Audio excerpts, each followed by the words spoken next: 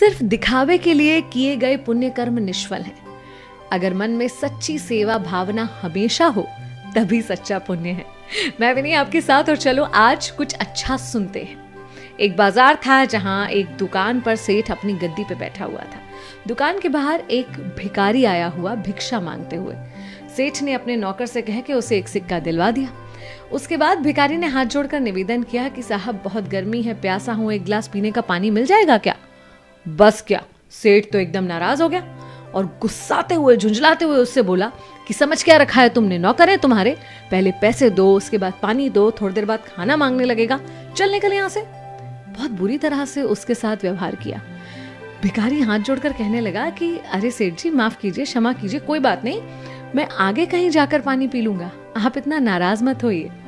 वो तो कल मैंने आपको देखा था कि किस तरह अपनी दुकान के बाहर ठंडे पानी की छबील लगाकर आप हाथ जोड़कर लोगों से निवेदन कर रहे थे कि वो रुकें और आपके हाथों से ठंडा मीठा शरबत पीकर जाएं। कल मैं भी यहाँ से गुजरा था और मुझे भी आपके हाथ से 2 गिलास मीठा शरबत पीने को मिला था। वो सब कुछ देखकर मुझे भ्रम हो गया था कि आप एक धर्मात्मा पुरुष हैं, लेकिन आज वो भ्रम मेरा टूट गया। शायद वो सब जो कल हो रहा था वो एक दिखावा ही रहा होगा। कोई बात नहीं, मैं आगे जाकर पानी पी लेता हूँ। सेठ को अचानक से एहसास हुआ अपने दुर्व्यवहार का, अपनी गलती का, और कल जो कुछ भी उसने किया था वो सारा दृश्य उसकी आंखों के सामने घूमने लगा। वो खुद गद्दी से उठा और उसने उस भिखारी को ठंडा पानी देते हुए क्षमा मांगी। बोले माफ कीजिएगा बाबा।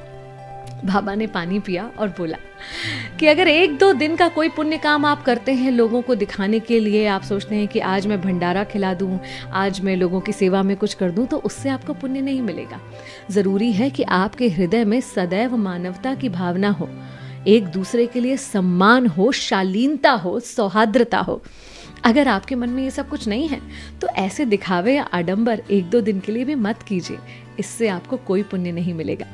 उस इंसान ने फिर से भिखारी से क्षमा मांगी। भिखारी ने कहा कोई बात नहीं, आपको अपनी गलती का अगर एहसास हो गया है तो ये आपके लिए, आपके परिवार के लिए बहुत अच्छा है। और भिखारी ने उसके बाद भी उसे बहुत सारा आशीर्वाद दिया कि मैं आपके और आपके परिवार के लिए सारी मंगल कामनाएं करता हूँ कि आपके जीवन में सब कुछ अच्छा और शुभ हो। बहुत शर्मिंदा था वो सेठ, पलट कर अंदर गया और अपने बेटे से कहा कि दुकान के सामने 2 मटके रखे और उसकी दुकान के सामने से कोई भी प्यासा ना गुजरे। हम सब ये करते हैं कि समाज को दिखाने के लिए या कहीं ना कहीं खुद के मन के सेटिस्फैक्शन के लिए 1 दिन 2 दिन कोई दान पुण्य का अच्छा काम करते हैं और खुद निश्चिंत हो जाते हैं कि हमने अपना काम कर दिया, हमने बहुत अच्छा काम कर दिया, इस समय पुण्य मिल जाएगा। ऐसा कुछ करें या ना करें, लेकिन हृदय में एक दूसरे के लिए सौहार्द्रता जरूर रखें। किसी इंसान के लिए मानवता की भावना रखें, कम से कम उसे कठोर और कड़वे शब्द ना बोलें। यही होगा आपका सच्चा पुण्य। मैं हूं विनी, चलो आज कुछ अच्छा सुनते हैं।